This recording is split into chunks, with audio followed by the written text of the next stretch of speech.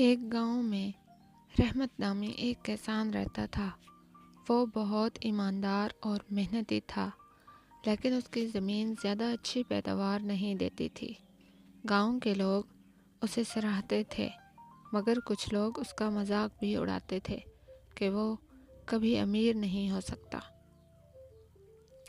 ایک دن گاؤں کے بڑے زمیندار نے اعلان کیا، جو کسان سب سے اچھی فصل اگائے گا اسے انعام میں کھیت دیا جائے گا۔ یہ سن کر رحمت بہت خوش ہوا۔ زمیندار نے تمام کسانوں میں بیج تقسیم کیے اور کہا، یہ سنہری بیج بہت خاص ہیں۔ جو کسان محنت کرے گا وہ کامیاب ہوگا۔ رحمت نے وہ بیج زمین میں بو دیے۔ وہ دن رات محنت سے ان کی دیکھ بھال کرتا، وہ پانی دیتا، گھاس پھوس نکالتا اور کھاد ڈالتا، مگر کئی مہینے گزر گئے اور فصل نہ اگی۔ دوسری طرف باقی کسانوں کے کھیت ہری بھری فصلوں سے بھر گئے۔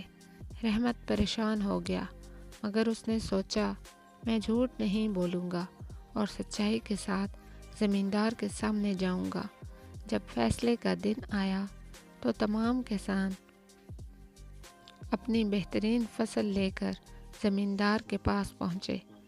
رحمت خالی ہاتھ وہاں پہنچا۔ زمیندار نے حیرانی سے پوچھا، رحمت، تمہارے کھیت میں کچھ نہیں اگا؟ رحمت نے ایمانداری سے جواب دیا، جناب، میں نے بہت محنت کی لیکن فصل نہیں اگ سکی۔ شاید میں نے کوئی غلطی کی ہو، لیکن میں نے بیج کو بدلنے یا جھوٹ بولنے کی کوشش نہیں کی۔ یہ سن کر زمیندار مسکرایا اور بولا، تمام کسانوں کو سنہری بیج دیے گئے تھے، مگر وہ سب نکلی تھے۔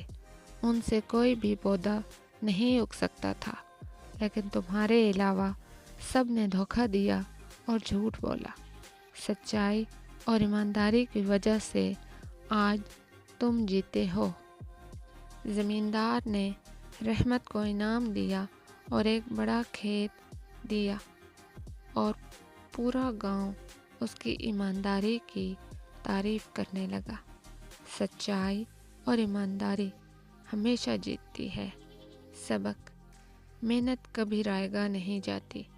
دھوکہ دینے والے وقتی طور پر کامیاب ہو سکتے ہیں، مگر اصل کامیابی ایماندار لوگوں کو ہی ملتی ہے۔ اگر آپ کو یہ کہانی پسند آئی ہو تو ہمارے چینل کو سبسکرائب کریں اور مزید دلچسپ کہانیوں کے لیے بیل آئیکن دبائیں۔